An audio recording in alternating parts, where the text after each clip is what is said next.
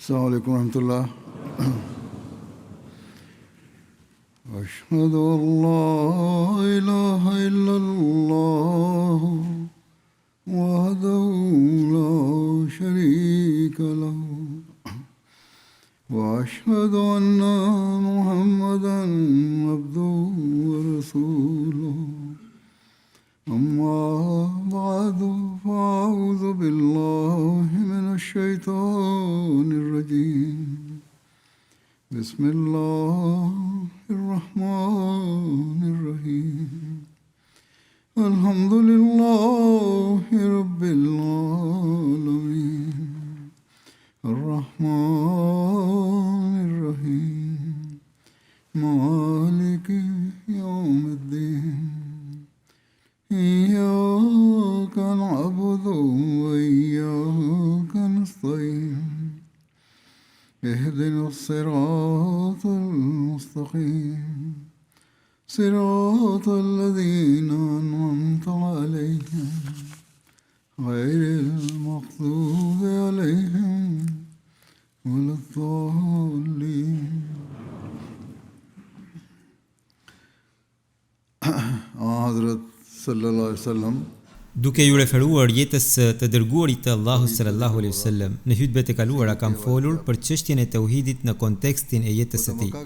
Detajet e rrëzimit të idhujve në kohën e qëllimit të Mekës ju kam treguar në hutbet e mëparshme. E gjithë kjo u bë nga ana e profetit sallallahu alaihi wasallam si shpallje e njohshmërisë së Allahut, e tauhidit të tij, pra që tu tregonte arabëve idhujtar që idhujt të cilët ju i adhuroni, ja ku është gjendja e tyre. Kështu që e pam që rreth e përqartë Medinës, Mekës, idhujt e mëdhenj të idhujtarve si Menat, Uza, Suva e të tjera të gjitha u shkatruan. Në këtë kontekst, për idhullin Lat të banorëve të Taifit gjendet një transmetim. Banorët e Taifit për idhullin e tyre Lat, të cilin ata e quanin Rabba, domethënë Perendesh, kërkuan që të mos prishej për 3 vjet. Këtë kërkesë e paraqiten para të dërguarit të Allahut sallallahu alaihi wasallam, por ndjeshmëria e profetit për tauhidin nuk e pranoi këtë kompromis. Ata kërkuan sërish që të paktën për 1 vit të mos rrëzohej. Edhe këtë ai refuzoi. Pastaj thanë, të paktën për 1 muaj të mos prishet, që njerëzit të hyjnë në Islam dhe që njerëzit e paditur, nga gratë, sidomos, të mos largohen nga Islami për shkak të rrëzimit të tij. Por edhe këtë i dërguari Allahu sallallahu alaihi wasallam nuk e lejoi. Pastaj dërgoi Hazrat Ebu Sufjanin dhe Hazrat Mughira bin Shu'ben, të cilët e rrezuan idhullin Lat. Ndjeshmëria e profetit sallallahu alaihi wasallam për tauhidin pra nuk e lejoi që në asnjë mënyrë të mbetej në një idhull, sidomos tani që shteti islam ishte vendosur. Transmetohet nga Ebul Hayaj al-Asadi, i cili thot se Hazrat Ali bin Abi Talibi i tha, ata dërgoj në atë mision në të cilin më dërgoi mua i dërguari Allahu sallallahu alaihi wasallam, që të mos lësh asnjë statuj pa e zhdukur dhe asnjë varr të ngritur pa e rrafshuar. Sepse këto janë gjëra që mohojnë tauhidin dhe në një shtet islam nuk mund të tolerohen në asnjë mënyrë. Por fatkeqësisht sot një numër i madh i muslimanëve janë përfshirë në adhurimin e varreve. Bien në sejdë përpara tyre, në vend që të kërkojnë nga Allahu i Madhrishëm, kërkojnë nga ata që janë varrosur në to, madje duke e tepruar në këtë çështje. Nuk ka dyshim se profeti sallallahu alaihi wasallam për vendosjen e tauhidit u përball me një popull të fuqishëm si idhujtarët e Mekës dhe më në fund e pastroi Qaben nga 360 idhuj që ishin atje. Por krahas kësaj, ai bëri edhe një xihad të madh e të bekuar इस्लाम कबूल për करने të वालों vendosur ने भी tauhidin në zemrat e atyre që pranuan Islamin बबर के जिहाद फरमाया me fuqinë e tij të shenjtë. Ai krijoi një bashkësi, një xhamat që e donte tauhidin, pra njëshmërinë e Allahut. अपने सहाबा की Ai i edukoi sahabët në një mënyrë kaq të hollë dhe kaq të bukur, saqë as hija më e vogël e shirkut nuk mund të linte në mendimet e tyre. Madje i ndaloi sahabët që të mos se tepronin as në lavdërimin e profetit. वो नबी सल्लल्लाहु अलैहि वसल्लम की तारीफ में मुबालगा Transmetohet nga Hazret Ibni Abbasi radhiyallahu anhu se हज़रत इब्न अब्बास ai से मरवी है e dëgjoi Hazret Umarin को duke thënë mbi mimber, kam dëgjuar profetin sallallahu alaihi wasallam duke thënë: mos e teproni në lavdërimin tim, ashtu siç e tepruan të krishterët në lavdërimin e birit të Merjemes.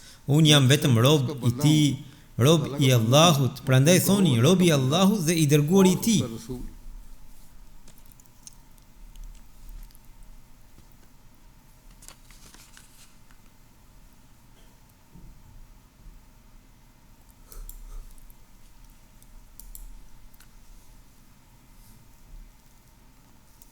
Transmetohet nga Hazret Abdullah bin Umeri radhiyallahu anhu se i dërguari Allahu sallallahu alaihi wasallam u takua me Hazret Umer bin Khattabin, ndërsa ai po udhëtonte në një karvan dhe po betohe në baban e tij.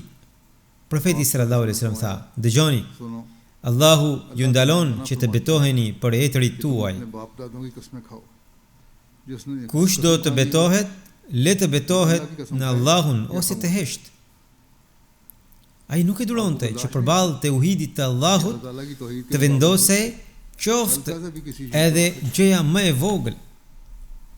Në lidhje me pozitën e atij që e shqipton fjalën e tauhidit, transmetohet se Ubaidullah bin Adi Ubaidullah bin बिन अदी बिन ख़ियार Hayari Rafen nga Hazret Mikdad bin Amri किंदी që ishte बनु aleat me fisin Zohra, जो pra Hazret Mikdadi ishte aleat me fisin Zohra और उन लोगों dhe में से ishte nga ata i cili mori pjesë në betejën e Bedrit së bashku me profetin sallallahu alaihi wasallam. इनको बताया Ai i tha të dërguarit të Allahut sallallahu alaihi wasallam. रसूलुल्लाह सल्लल्लाहु अलैहि वसल्लम से Pra e pyeti: nëse përballem me një njeri nga jo besimtarët dhe luftojmë dhe ai më pret njërën dorë me sapat, और वो मेरे दोनों हाथों में से एक हाथ पर तलवार वार thot ai më pret njërën dorë me shpatë, pastaj fshihet pas një peme dhe thot: की ओट में हो जाए u bëra musliman për hir të Allahut. और कहे मैं अल्लाह A duhet ta vras pasi e tha këtë?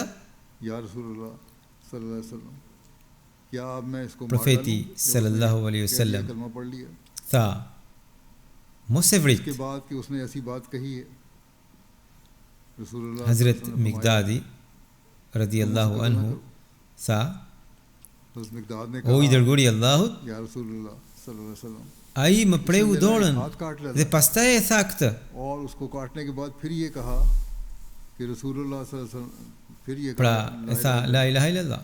Profeti sallallahu alaihi wasallam tha: mos e vrit, sepse nëse e vret, क्योंकि अगर तुमने उसे ai कत्ल कर do दिया, të marrë pozitën që ti kishe para se ta vrisje, ndërsa ti do të biesh në pozitën që ai kishte para se ta thoshte këtë fjalë. जो उसको इस कलमे के कहने से पहले हासिल जिसको उसने कहा था Pra, बस चाहे इसमें sahabët që ishin, edhe ata kur kanë bërë në një veprim të tillë, profeti sallallahu alaihi wasallam nuk e pëlqeu. लेकिन आज Por के shikoni दोनों का हाल देखिए, gjendjen e ulemave të sotëm Pakistan में अहमदियों को në Pakistan ndaj ahmedianëve, megjithse ata जिस e thonë निशाना shahadetin, बनाया जाता है bëhen padrejtësi të skajshme ndaj ये tyre. ब्याह कोई नहीं इन Për जुल्म këta që करने bëjnë वालों का padrejtësi, फैसला zullume, इस रिवायत में vendimi është dhënë nga vetë profeti sallallahu alaihi wasallam në këtë transmetim. Gjithsesi, अब ये ata që ndjekin लोग जो हैं, këta mulla शिद्दत और ekstremist कमजोरियों के पीछे चल रहे हैं duhet të reflektojnë. इनको गौर करना चाहिए फिर इस Transmetohet हवाले से nga Hazret Usama bin Zaidi radhiyallahu anhu se tha: उन्होंने कहा i dërguari i Allahut sallallahu alaihi wasallam na dërgoi në një mision. Në mëngjes arritëm në Hurqat të fisit Juhayna. Hurqat ishte një fshat në rrugën për tek fisi Juhayna. Aty hasa një person, ai tha la ilaha illallah, por unë e godita me shtiz. Pastaj në zemrën time u krijua një shqetësim, sepse ai e kishte thënë la ilaha illallah. Dhe unë prapë e vrava. Ja përmenda këtë profetit sallallahu alaihi wasallam. Ai tha, a tha ai la ilaha illallah dhe ti e vrave atë? Unë thash, o i dërguri i Allahut, ai e tha nga frika e armës. Ai tha, pra profeti tha, ai ja hape zemrën që të dije nëse e tha me sinqeritet apo jo. Ai vazhdoi ta përsëriste këtë fjali derisa unë dëshirova që të kisha pranuar Islamin vetëm atë ditë që të mos e kisha bërë atë veprim. Pastaj në një transmetim tjetër vjen se Hazrat Jabiri radhiyallahu anhu rafen që një njeri erdhi tek profeti sallallahu alaihi wasallam dhe tha: "O i dërguari i Allahut, cilat janë dy gjërat që e bëjnë të detyrueshme xhenetin dhe xhenemin?" Ai tha, profeti tha, ai që vdes në atë gjendje që nuk i bën asnjë ortak Allahut, do të hyjë në xhenet. Ndërsa ai që vdes duke i bërë ortak Allahut, do të hyjë në zjarr. Mahmud bin Labidi rafen se i dërguari i Allahut sallallahu alaihi wasallam tha: "Gjëja që më frikson më shumë për ju është shirku i vogël." Sahabët thanë: "O i dërguari i Allahut, çfarë është shirku i vogël?"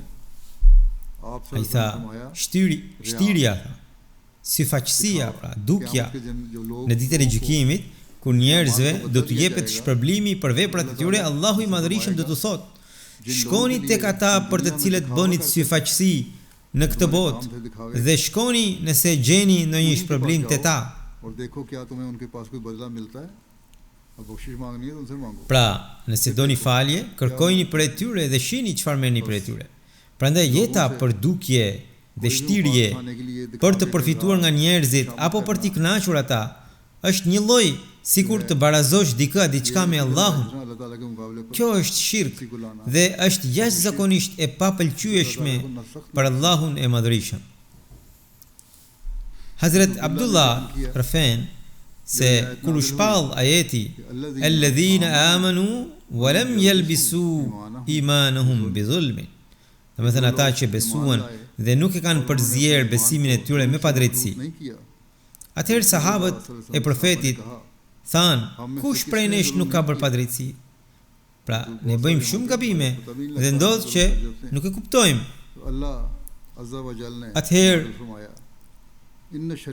Atëherë Allahu i lartësuar shpalli ajetin inna shirka la zulmun azim. Shirku padyshim është padrejtësi shumë e madhe. Pra, përgjigja erdhi nga Allahu se shirku është padrejtësia më e madhe. Prandaj të mbështetesh në dikë tjetër përveç Allahut është shirk. Duhet të shohim me imtësi në veten tonë nëse ekziston ndonjë formë shirku, sepse kjo është padrejtësi shumë e madhe. Në shpjegimin e kësaj, në komentimin e Buhariut që kemi botuar, të shkruar nga Hazrat Shah Waliullah Sahibi, përmendet inna shirka la zulmun azim, pra fjala zulm, padrejtësi, do të thotë wada'u shay'i fi ghayri mawdi'ihi. Vendosja e diçkaje në vend të gabuar.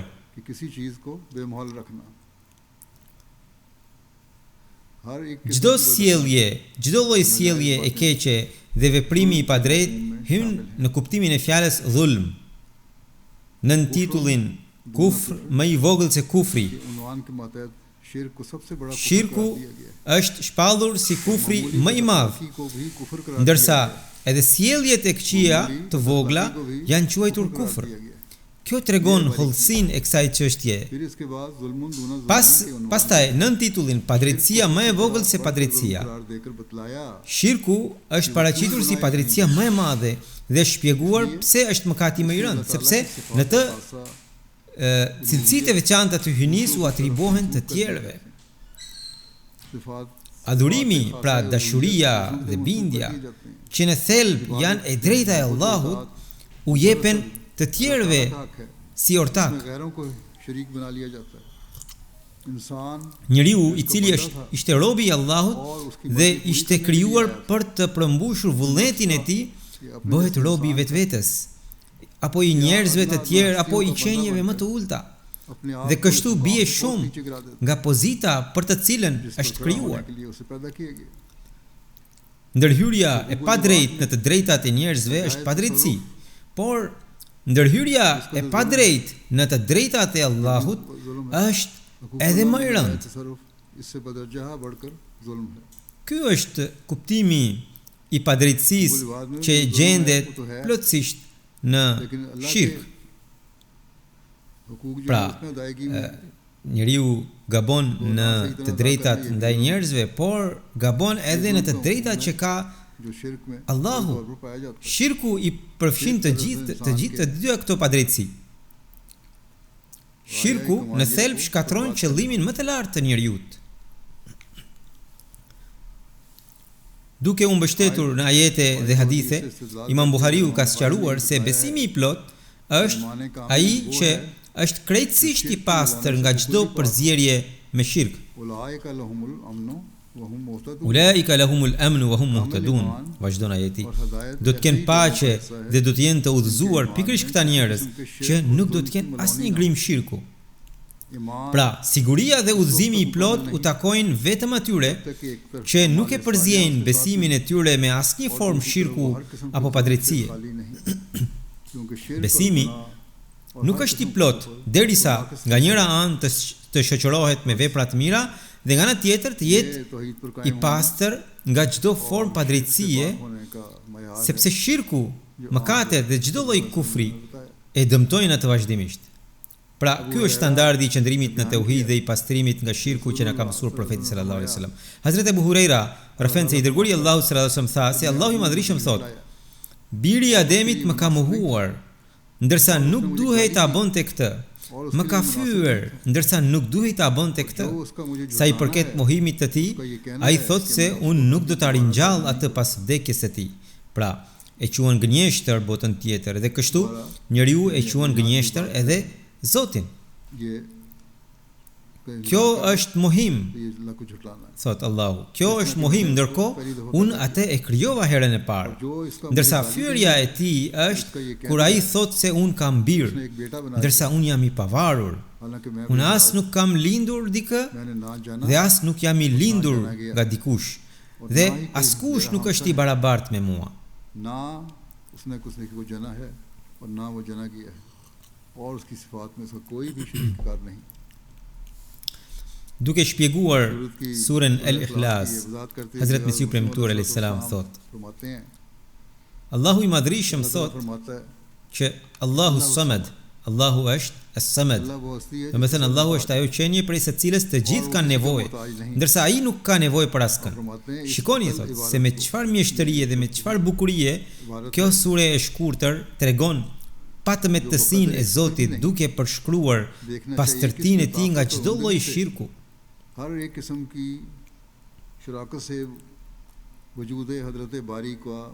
Logjikisht, shirku, pra të barazuarit ose ortakëria e dikujt a diçkaje me Zotin, pra të barazosh dikë diçka me Zotin, ky është shirk.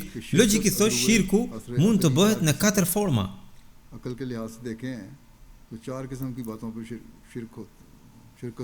Spari, shirku në numër, pra të thuash se ka 2, 3, 4 zota apo më shumë. Shirku në status, pra të bësh zot edhe dikë tjetër për shkak të statusit. Shirku duke sajuar trashëgimtar afarefis të Zotit dhe së katërti shirku në vepra apo në ndikimin e ndonjë vepre të caktuar. Kjo sure e përshkruan Zotin të pastër nga të 4 llojet e shirkut. Pohon qartazi se ai është i vetmi, pra ahad thot, dhe se nuk ka 2 a 3 a shumë zota. Pastaj thot se ai është as-samad, domethënë në status ai është i vetmjaftueshëm dhe i pavarur dhe përveç tij Gjithçka tjetër është krijesë e vdekshme dhe në çdo rast varet prej tij. पाक है जगाना है Pastaj tha और वजूद इसके lem तमाम yelid, मुमकिन अल वजूद se ai nuk ka bir, i cili जो për shkak të lidhjes së birësisë lakh होने वाली है të mund të pretendonte barazin me të. हमेशा रहेगा जो इसकी तरफ हर दम मोहताज हैं तमाम दुनिया की चीजें जो फानी हैं वो उसी की मोहताज Dhe më pas और वो लम ये shtoi है, यानी इसका कोई edhe बेटा नहीं frazën tjetër, सब बवजह बेटा होने के lem yulet, शरीक ठहर जाए se as dikush tjetër nuk është babai i tij, i cili për shkak të lidhjes së atësisë बन जाए të mund të pretendonte barazin me të. Pastaj tha lem yakul lahu kufuwan ahad. Tha se as në punët e tij nuk ka ndonjë bashkëpunëtor i cili për shkak të bashkëpunimit të mund të pretendonte barazin me të. Në këtë mënyrë, kjo sure e nxjerr të pastër Zotin e Madhërisëm nga të katërta llojet e shirkut dhe provon se ai është i vetëm, pas një ortak. हज़रत Ayesha Hazrat Aisha radhiyallahu anha rafen se profeti sallallahu alaihi wasallam ने dërgoi një njerëz si komandant në një ekspedit. बनाकर भेजा Ai gjatë namazit u lexonte shokëve të tij dhe gjithmonë e përfundonte leximin me Qul huwallahu ahad, pra me suren El Ikhlas. कुल हुवल्लाहु अहद पर खत्म करते यानी सूरह इखलास पढ़ते आखिर जब Kur u kthyen, ata ja përmenden këtë profetit sallallahu alaihi wasallam.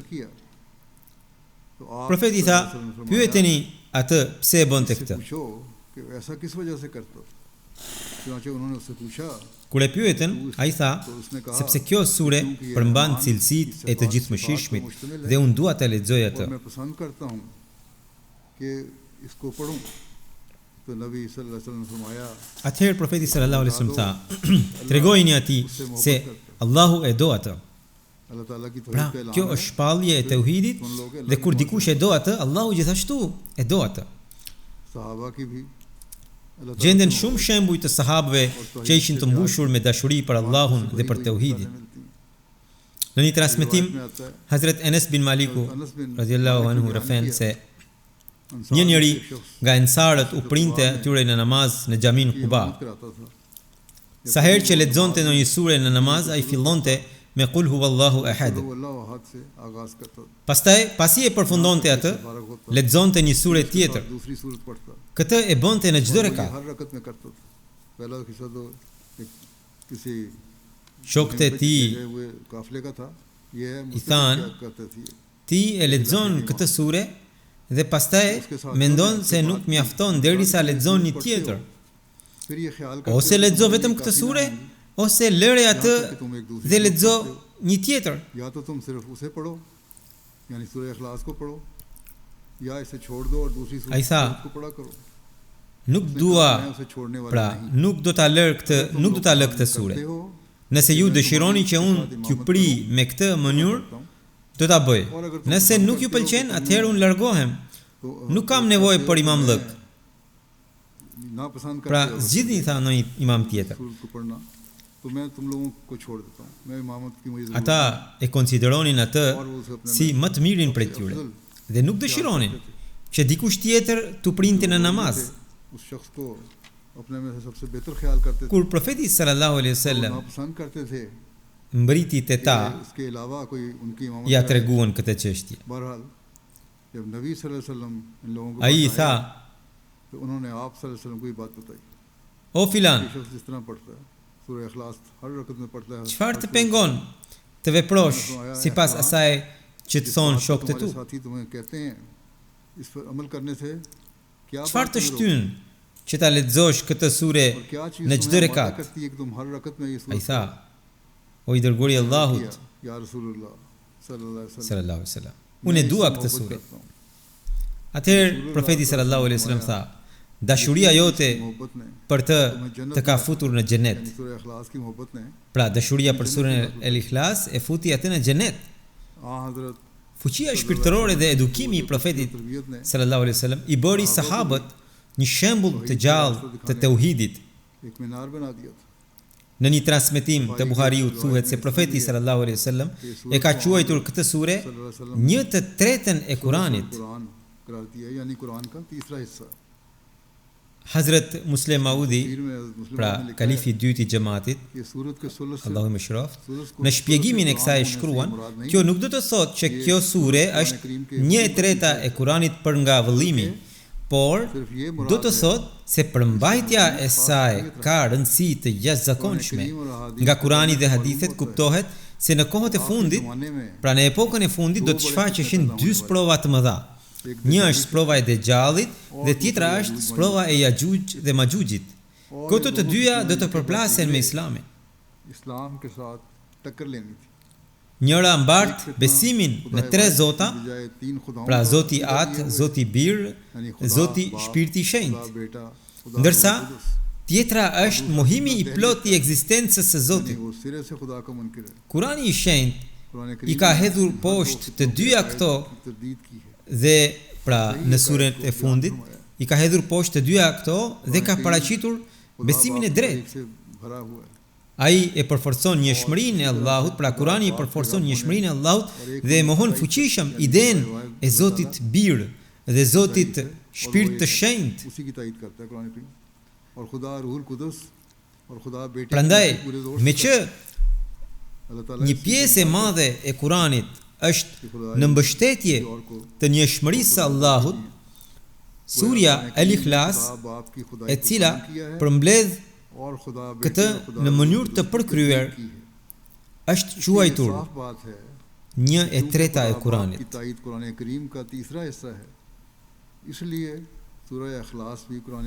Në fakt, qëllimi I Kuranit është të vërtetojë tauhidin dhe të shkatërrojë besimet e gabuara. Kur kjo sure me fjalë kaq përmbledhëse dhe gjithëpërfshirëse e ka shprehur në mënyrë të shkurtër atë përmbajtje me të cilën hidhen poshtë besimet e gabuara dhe shpallen të pavërteta ato dhe sqarohet realiteti I tauhidit, atëherë kjo sure jo vetëm që është 1/3 e Kuranit, por madje bëhet e barabartë me të gjithë Kuranin. Prandaj, fakti që I dërguari Allahu sallallahu alaihi wasallam e ka quajtur këtë sure 1/3 e Kuranit nuk është një teprim, por ai e ka thënë këtë duke pasur parasysh rëndësinë e përmbajtjes së saj. Hazret Mesihu premtuar alayhis salam thotë: padyshim, kuptoni se tauhidi I sigurt dhe I vërtet mund të arrihet vetëm përmes profetit. Ashtu siç profeti ynë sallallahu alaihi wasallam u atregoi arabëve materialist dhe atyre me besime të devijuara mira shenja qiellore dhe I bindi për ekzistencën e Allahut të Madhërisëm dhe deri më sot ata që e ndjekin me sinqeritet dhe në mënyrë të plotë të dërguarin e Allahut u paraqesin këto shenja ateistëve. E vërteta është kjo, derisa njeriu nuk I sheh fuqitë e gjalla të Zotit të gjallë, shejtani nuk largohet nga zemra e tij, as tauhidi I vërtet nuk hyn në zemrën e tij, dhe ai as nuk mund të bindet me siguri të plotë për ekzistencën e Zotit. Dhe ky tauhid I pastër dhe I plot mund të merret vetëm përmes të dërguarit të Allahut sallallahu alaihi wasallam. Thot Mesihu premtuar Islam. Sot në këtë kohë, edhe ata që në praktik pretendojnë se besojnë në një Zot, që nga pamja e jashtme thonë se ne besojmë në një Zot dhe e pranojmë atë si një, në fakt I kanë kthyer shpinën kësaj tauhidit. Fitnet e Yajuj Majujit dhe të Dejjallit janë të ndara dhe janë sprova të jashtme, por edhe brenda muslimanëve nuk ka mbetur më njohja e vërtetë e tauhidit. Pra, në rrethana të tilla, shërbëtori I të dërguarit të Allahut sallallahu alaihi wasallam duhej të vinte në formën e Mesihut të premtuar dhe Mehdiut të premtuar. Dhe sipas premtimit të Allahut, ai erdhi dhe përballoi çdo sulm kundër tauhidit. Prandaj ne, që jemi antar të xhamatit të tij, të drejtën e bejatit mund ta përmbushim vetëm atëherë kur të jemi besimtar të vërtetë të tauhidit. Kur Hazret Mesihu premtuar alayhis salam themeloi xhamatin më 23 mars dhe ne tani jemi duke kaluar në muajin mars dhe në lidhje me 23 marsin mbajmë edhe tubimet e ditës së Mesihut të premtuar. Kjo bëhet për këtë arsye që shërbëtori I të dërguarit të Allahut sallallahu alaihi wasallam, të cilin Allahu e dërgoi sipas premtimit të tij, është dërguar pikërisht për vendosjen e tauhidit. Prandaj kur ai themeloi xhamatin Dhe ne hym në beatin e tij, kemi bërë zotim që edhe ne të qëndrojmë gjithmonë në tauhid. Dhe e drejta e tauhidit të vërtet do të përmbushet vetëm atëherë kur secili prej nesh të përpiqet ta vendosë atë brenda vetes së tij, në familjen e tij dhe në shoqërinë e tij. Allahu i madhëruar u dhën të gjithë muslimanëve mundësinë që duke e pranuar këtë të dërguar të tij, ta vendosin tauhidin dhe ta thyen fitnet e Yajuj Majujit dhe të Dejjallit, të cilat sot janë në sulm me një forcë shumë të madhe. Në lidhje me udhëtimin Isra të profetit sallallahu alaihi wasallam transmetohet se Hazrat Abdullah bin Masudi rëfen që i dërguari i Allahut sallallahu alaihi wasallam tha: u takova me Ibrahimin në natën kur më ndodhi Israja.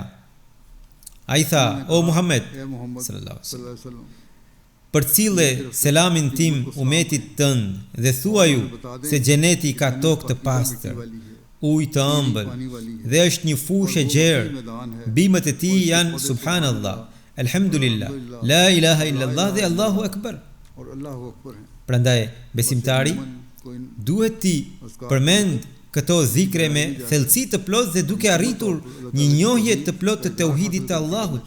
Vetëm atëherë arrihet suksesi. Ne e pranojmë Allahun si një dhe të vetëm. Në një hadith kutsi transmetohet nga Hazrat Anas bin Maliku se i dërguari i Allahut sallallahu alaihi wasallam tha se Allahu i lartësuar ka thënë: o biri i Ademit, kur ti më lutesh dhe shpreson tek unë të fal pavarësisht asaj që ke bërë dhe nuk shqetësohem për këtë. Pra, edhe nëse brenda teje ka dobësi dhe mangësi, unë të falë sepse ti më lutesh.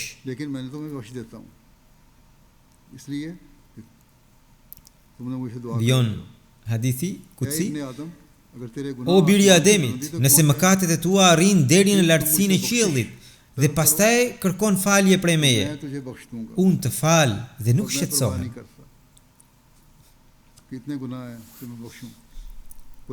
Allahu është sunduesi dhe ka fuqi të falë të gjitha gjunahet. O biri i Ademit, nëse ti vjen tek unë me mëkate sa gjithë toka, por më takon duke mos barazuar askënd e asgjë me mua, unë do të vi tek ti me falje po aq të madhe.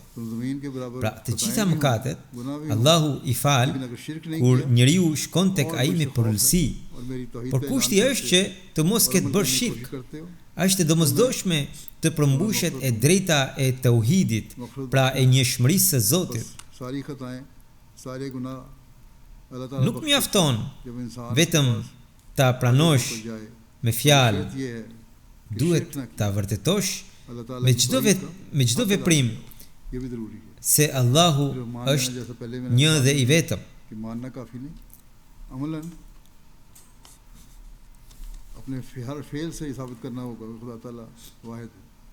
Në lidhje me pozitën e lartë të tauhidit, transmetohet nga Hazrat Abu Said al-Hudri se profeti Muhammed sallallahu alaihi wasallam tha: Hazrat Musai alayhi salam tha: o Zoti im, më mëso diçka me të cilën të përmend dhe të lutem. Allahu i madhërisëm tha: o Musa, thuaj la ilaha illallah. Pra nuk ka të adhurueshëm tjetër përveç Allahut. Ai tha: o Zoti im, këtë e thon të gjithë robërit e tu. Allahu tha: thuaj la ilaha illallah. Musa i tha: o Zoti im, unë dua diçka të veçantë për mua. Allahu tha: o Musa, nëse 7 qije dhe banorët e tyre dhe 7 tokat vendosen në një peshore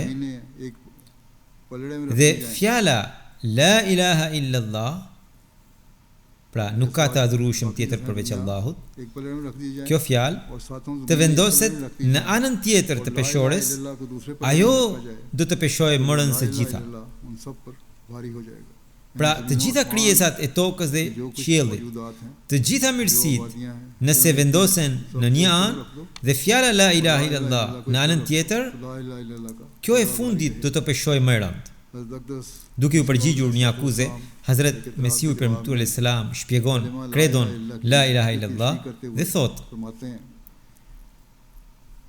mësimi i shenjtë i profetit sallallahu alaihi wasallam është se duke thënë la ilaha illallah Muhammadur Rasulullah, mëkatet largohen. Kjo është plotësisht e vërtetë. Ai që e njeh Allahun si një dhe pa ortak dhe beson se Muhammed Mustafai sallallahu alaihi wasallam është dërguar prej tij, nëse vdes mbi këtë besim, do të shpëtojë, do të gjejë shpëtimin. Në qiell nuk ka shpëtim përmes vetvrasjes apo rrugëve të tjera.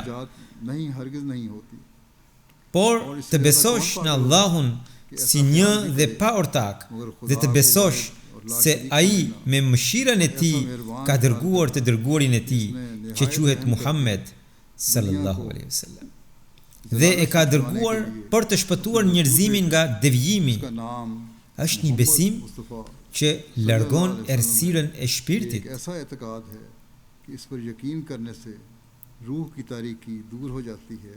Thot Mesihu i Islam dhe ai vion, kur kjo bindje hyn në zemër, dëshirat e ulta zhduken dhe në vend të tyre vendoset tauhidi.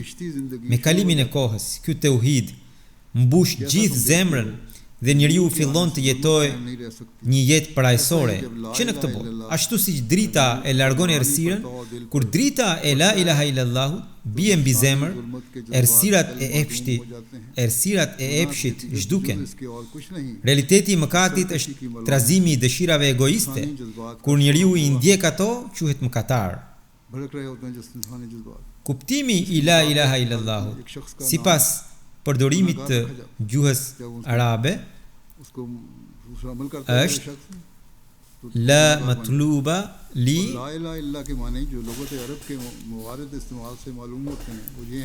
la matluba li wala mahbuba li wala ma'buda li wala mata'a li illa Allah.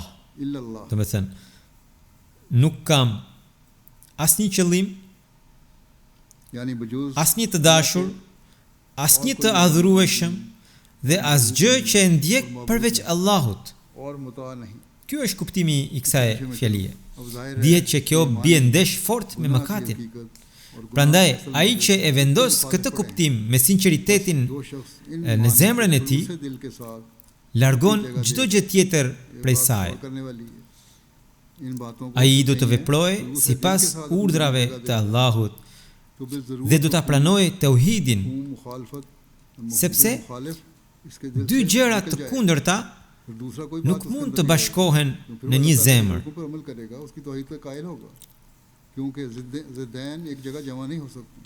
Pra, dy gjërat e kundërta nuk mund të bashkohen.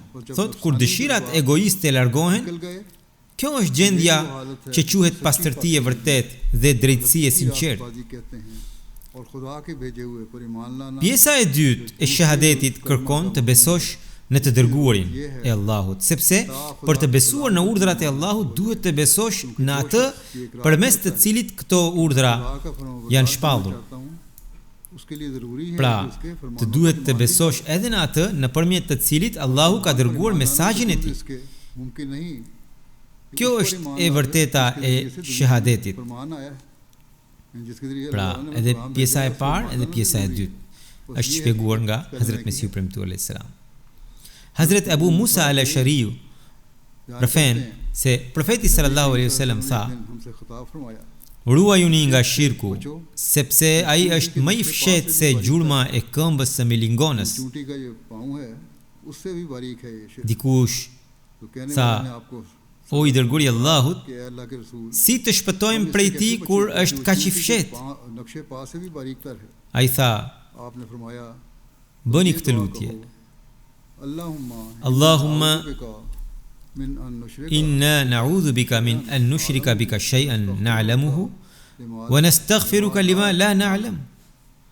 O Allah, ne kërkojmë mbrojtje prej teje që të mos të barazojmë dikë a diçka me ty me vetëdije और ला इल्मी dhe kërkojmë falje për atë që e bëjmë pa i ditur. हमेशा Pra, gjithmonë duhet i kërkojmë falje Allahut. Abdurrahman Hazrat Abdurrahman bin Abza Rafen, se profeti sallallahu alaihi wasallam e bënte këtë lutje në mëngjes, के pra lutjen që vijon. सुबह उठते तो ये दुआ करते थे Asbahna ala fitratil islami wa ala kalimatil ikhlas wa ala dini nabiyina Muhammadin sallallahu alaihi wasallam wa ala millati abina Ibrahima hanifan muslima wa ma kana min al-mushrikin.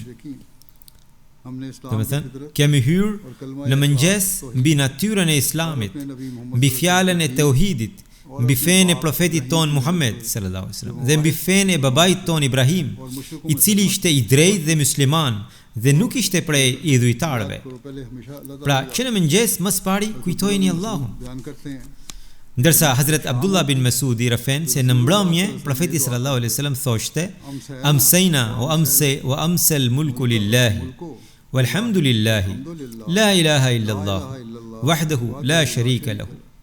Do të thënë, kemi hyrë në mbrëmje dhe e gjithë sundimi i takon Allahut. तारीफ अल्लाह के लिए है Lavdërimi कोई मबूद i takon Allahut, nuk ka të adhurueshëm tjetër përveç Allahut. Ai është një dhe i pashoq.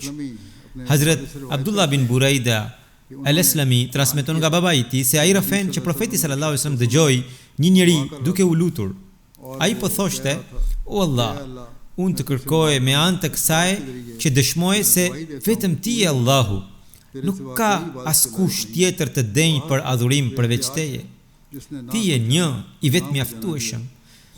Ai që as nuk ka lindur askënd, as është i lindur dhe as kush nuk është i barabartë me ty. Pra ti je ai, thot. Dhe ai thot se kur e dëgjoi këtë, profeti sallallahu alaihi wasallam tha: "Pasha atë në dorën e të cilit është jeta ime." Ai i kërkoi Allahut me emrin e tij më të madh. Atë emër me të cilin kur bëhet lutje, ai e pranon dhe kur kërkohet me të, ai jep. Nga Hazrat Asma bint Umais transmetohet se i dërguari i Allahut më tha: "Atë mos ti mësoje disa fjalë që ti lexosh në kohë vështirësie dhe fatkeqësie? Ato fjalë janë këto: Allahu Allahu Rabbi la ushriku bihi shay'a. Allahu është Zoti im, unë nuk i bëja atij asnjë ortak." Kur njerëzit pyesin se çfarë duaje duhet bërë në vështirësi, kjo është gjithashtu një prej atyre lutjeve. Në një transmetim tjetër vjen se Hazrat Ibn Abbas i rafen që profeti sallallahu alaihi wasallam në kohën kur ndihe i shqetësuar lutje kështu: La ilaha illallahu al-azimul halim, la ilaha illallahu rabbus samawati wal ard wa rabbul arshil azim. Nuk ka të adhurueshëm tjetër përveç Allahut, të madhit, shumë të durueshmit. Nuk ka të adhurueshëm tjetër përveç Allahut, Zotit të qijeve, të tokës dhe Zotit të arshit të madh. Se me sa hollësi profeti sallallahu alaihi wasallam na e mësoi vendosjen e tauhidit, mund të shikoni në këtë rrëfim. Abu Rimsa radhiyallahu anhu rafen nga babai i tij, i cili tha, pra i tha të dërguarit të Allahut: "Më lër të shoh atë që ke mbi shpinë." Do të thënë vulën e profecisë, sepse tha: "Unë jam mjek." Profeti tha: "Mjeku është Allahu. Ti je vetëm njeri i butë që i jep qetësi dhe ngushëllim të smurit. Mjek është vetëm ai që e ka krijuar. Ai është edhe që jep shërim." Hazrat Ubada bin Samiti thot se i dërguari i Allahut sallallahu alaihi wasallam tha: "Kush thot dëshmoj se nuk ka të adhurueshëm tjetër përveç Allahut, ai është një, nuk ka ortak, dhe se Muhamedi është robi i tij dhe i dërguari i tij, dhe se Isa është robi i Allahut dhe biri i robreshës së tij, dhe se ai është fjala e tij të cilën ai e hodhi te Meriemja dhe një shpirt prej tij, dhe se xheneti është i vërtetë dhe xhenemi është i vërtetë, Allahu do ta fus atë në xhenet nga cila do prej 8 dyerve të tij që të dojë." Umer bin Hani e transmeton këtë hadith me të njëjtin zinxhir dhe e ka vërtetuar gjithashtu, por ai ka thënë se Allahu nuk ja kishte bërë të ditur atij këtë pjesë tjetër që profeti sallallahu alaihi wasallam kishte thënë mëtej se Allahu do ta fusë atë në xhenet çfarëdo qofshin veprat e tij. Këtë pjesë e ka thënë deri aty, por nuk e ka thënë se nga cila do prej 8 dyerve të xhenetit që të doj.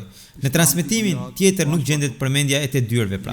Nga Hazrat Ibn Umeri transmetohet se profeti i tha: Islami është ngritur mbi 5 gjëra: që të adhurosh Allahun dhe të mohosh hynin e çdo tjetri përveç Allahut, të falësh namazin, të japësh zekatin, të bësh haxhin e shtëpisë së Allahut dhe të agjërosh muajin e Ramazanit.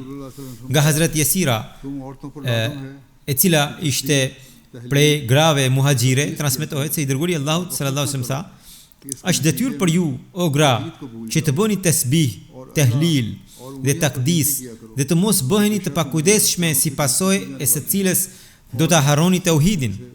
Pra numroni me gishta, sepse gishtat do të pyeten ditën e Kiametit dhe do të urdhërohen të flasin. Domethënë, duke numruar me gishta, bëni edhe dhikr të Allahut, shpallni shenjtërinë e tij, shpallni njohshmërinë e tij dhe bëni tasbihin e tij. Pra, i dërguari Allahu sallallahu alaihi wasallam nuk la asnjë rast, asnjë takim, asnjë shtresë njerëzish pa e ngulitur tauhidin në zemrat e ummetit. Kudo i këshillonte njerëzit për vendosjen e tauhidit të Allahut të madhruar dhe të madhështisë së tij. Në lidhje me këtë, Hazrat Musleh Maudi radhiyallahu anhu ka shkruar në një vend, madje e ka përmendur edhe në një hutbë të tij, i dërguari i Allahut thaj kishte kaq shumë pasion për vendosjen e tauhidit saqë edhe kundërshtarët e tij e pranojnë se ai ulur e ngritur, duke ecur e duke lëvizur, në çdo kohë thërriste vetëm Zotin. Kështu, një historian francez shkruan se sido që të jetë, çfarëdo akuze që t'i bëni Muhamedit, por unë shoh tek ai një gjë të tillë që kur është ngritur bota e deri më sot, nuk e kam parë tek asnjë njeri. Pra, diçka që nuk e kam parë tek askush tjetër. Dhe thot ai, dhe ajo është se prej kohës kur profeti Muhammed shpalli profecinë e tij deri në çastin e vdekjes, një fjalë vetëm mbeti në gjuhën e tij, dhe ajo ishte fjala Allah. Sikur ai të kishte një ngulmim dhe një pasion të zjarrt për ta bërë botën ta pranojë Zotin dhe për ta shfaqur Zotin në botë. Pra, thot Hazrat Kalifi i dytë, ata njerëz që punën e profetit e quajnë çmenduri në kuptimin se ai vazhdimisht e përmendte Zotin, edhe ata vetë pranojnë se puna e parë dhe më e madhe e profetit ishte ta bënte botën ta pranonte Zotin dhe njohshmërinë e Allahut të madhruar. Le ta quajnë çmenduri punën e tij, por kjo është pikërisht ajo gjë për të cilën më pas njerëzit e kanë quajtur të përkryer. Edhe nëse nuk e kanë quajtur të përkryer, të paktën kanë besuar aq sa duhet se një njeri i tillë nuk mund të jetë i keq, që ditë e natë thret Zoti, Zoti, dhe që është i zhytur vazhdimisht në këtë dëshirë për ta bërë botën ta pranojë Zotin, njohshmërinë e tij dhe cilësitë e tij. Gjithsesi, duke parë këtë gjendje të profetit sallallahu alaihi wasallam, bëhet e qartë se qëllimi i ardhjes së tij dhe i të gjithë profetëve në këtë botë ka qenë pikërisht ky: të zhdukin shirkun, ta bëjnë botën ta pranojë Allahun e madhruar dhe ta përhapin në botë njohshmërinë e tij. Hazrat Musleh Maudi diku tjetër shkruan: duhet mbajtur mend se sado e lartë të jetë madhështia e të dërguarit të Allahut sallallahu alaihi wasallam dhe sado dashuri të kemi për të, megjithatë, madhështia e Allahut të madhërisëm është gjithmonë shumë më e lartë se madhështia e tij. Allahu i madhërisëm është i përjetshëm, pa fillim dhe pa fund, ndërsa Muhamedi sallallahu alaihi wasallam është një prej bekimeve shumë të mëdha të tij, dhe do të ishte armiqësi ndaj profetit që ne t'i japim atij, pra profetit, një pozitë e cila do të zvogëlonte pozitën e Allahut të madhërisëm.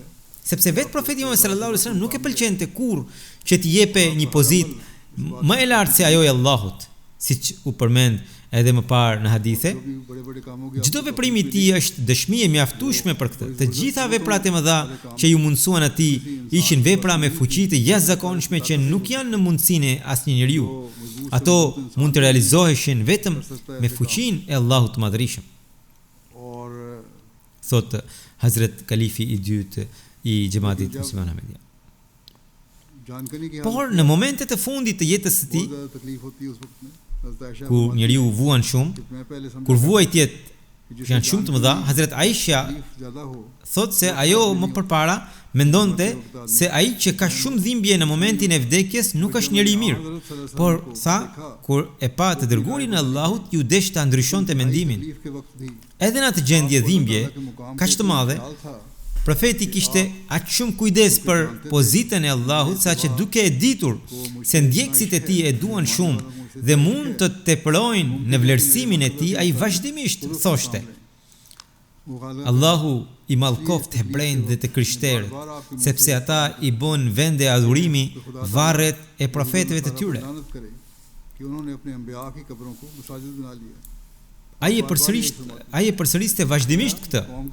Pra mësimi i fundit që profeti i dha umetit ishte ky: mos më jepni pozitë që përmban shirk.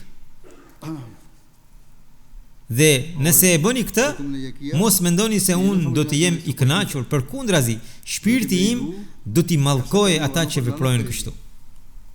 Prandaj, edhe nëse bëhet fjalë për vetë të dërguarin e Allahut sallallahu alaihi wasallam, t'i atribohet atij një pozitë që cenon pozitën e Allahut nuk është shkak kënaqësie për të. Përkundrazi, është shkak për mallkim mbi ata që e bëjnë këtë. Dihet që mallkimi në momentin e vdekjes është shumë i rrezikshëm. Edhe njerëzit që nuk janë ndjekës të fesë së vërtet, si për shembull hindusët e tjerë, kanë frikë nga mallkimi në momentin e vdekjes. Njerëzit kanë frikë edhe nga mallkimi i prindërve në momentet e fundit të jetës së tyre. Atëherë, kur i dërguari i Allahut sallallahu alaihi wasallam, i cili është prisi i të gjithë të dërguarve, të gjithë profetëve, e thot këtë në momentin e vdekjes, sa i madhe duhet jetë rëndësia e kësaj dhe sa i rënd është ky mallkim. Andaj duhet të ruhemi prej saj. Edhe pse kjo nuk ndodh në varrin e tij, siç ju kam thënë edhe më parë, por në varret e shejlerëve dhe shenjtorëve këto gjëra bëhen. Dhe kjo hyn në mallkimin që ka përmendur i dërguari i Allahut sallallahu alaihi wasallam. Prandaj ne që jemi pasues të shërbëtorit të ti të vërtet, duhet të kemi vëmendje të krijojmë njohje të vërtetë të tauhidit, ta kuptojmë dhimbjen e të dërguarit të Allahut sallallahu alaihi wasallam për vendosjen e tauhidit dhe të përpiqemi me gjithë fuqinë tonë për këtë, në mënyrë që të bëhemi adhurues të vërtet të Zotit të vetëm. Allahu i madhrishëm na dhënë mundësinë për këtë. Gjendja e luftës po bëhen gjithnjë më e rëndë. Amerika dhe Izraeli po përpiqen të vendosin dominimin e tyre në të gjithë botën dhe veçanërisht në botën islamike.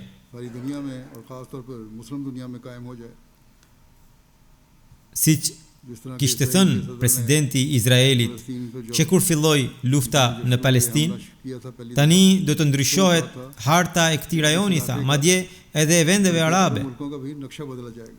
Pra, këto janë përpjekje për të ndryshuar hartat. Vendet islamike duhet ta kuptojnë se në çë drejtim po shkojnë këto zhvillime dhe sa e domosdoshme është uniteti dhe bashkimi i tyre. Kemi dëgjuar se Pakistani po përpiqet të ndërmjetësojë paqe ndërmjet Iranit dhe vendeve të tjera me Amerikën.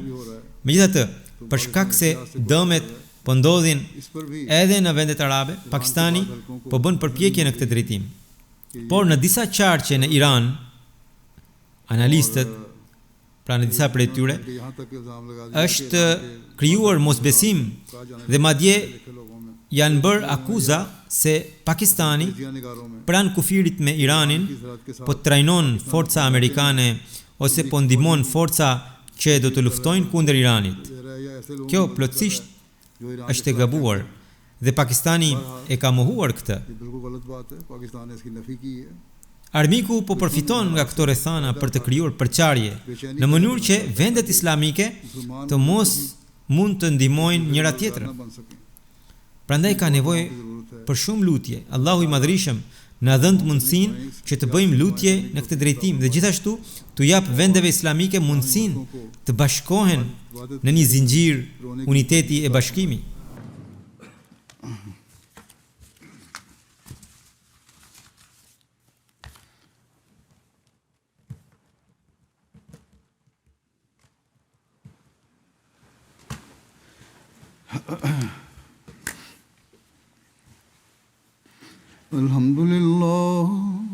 الحمد لله نحمده ونستعينه ونستغفره ونؤمن به ونتوكل عليه ونعوذ بالله من شرور أنفسنا ومن سيئات أعمالنا من يهده الله فلا مضل له ومن يضلل فلا هادي له